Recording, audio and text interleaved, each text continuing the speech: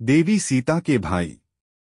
श्री राम और देवी सीता का विवाह कदाचित महादेव एवं माता पार्वती के विवाह के बाद सबसे प्रसिद्ध विवाह माना जाता है।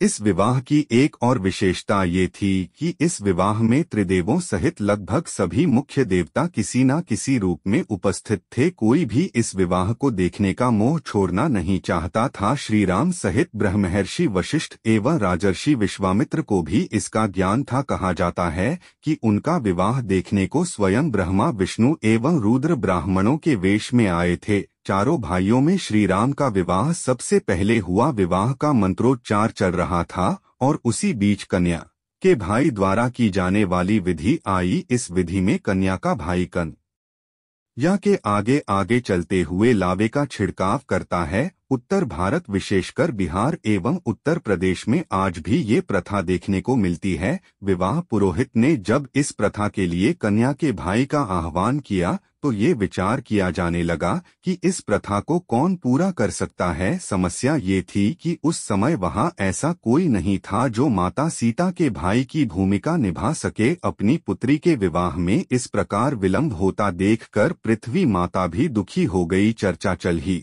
रही थी कि अचानक एक श्यामवर्ण का युवक उठा और उसने इस विधि को पूरा करने के ये आज्ञा मांगी। वास्तव में वो स्वयं मंगलदेव थे जो वेश बदलकर नवग्रहों सहित श्री राम का विवाह देखने को वहां आए थे।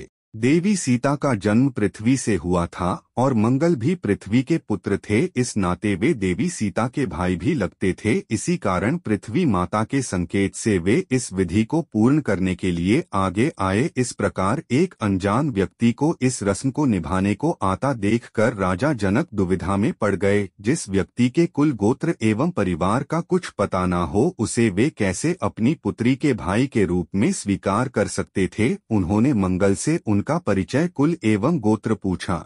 इस पर मंगलदेव ने मुस्कुराते हुए कहा, है महाराज जनक, मैं अकारण ही आपकी पुत्री के भाई का कर्तव्य पूर्ण करने को नहीं उठा हूँ। आपकी आशंका निराधार नहीं है, किंतु आप निश्चिंत रहें, मैं इस कार्य के सर्वथा योग्य हूँ। अगर आपको कोई शंका हो तो आप महर्षि वशिष्ठ एवं विश्वामित्र से इस विषय में पूछ सकते हैं। ऐसी तेजयुक्त वाणी सुनकर राजा जनक ने महर्षि वशिष्ठ एवं विश्वामित्र से इसके बारे में पूछा। वे दोनों तो सब जानते ही थे, अतः उन्होंने सहर्ष इसकी आज्ञा दे दी। इस प्रकार गुरुजनों से आज्ञा पाने के बाद मंगल ने देवी सीता के भाई के रूप में सारी रस्में निभाई। रामायण के सारे संस्करणों में तो नहीं किंतु कम रामायण एवं रामचरितमानस में इसका उल्लेख है। ये कथा अपनी बहन के प्रति एक भाई के उत्तरदायित्वों के निर्वाह का एक मुख्य उदाहरण है।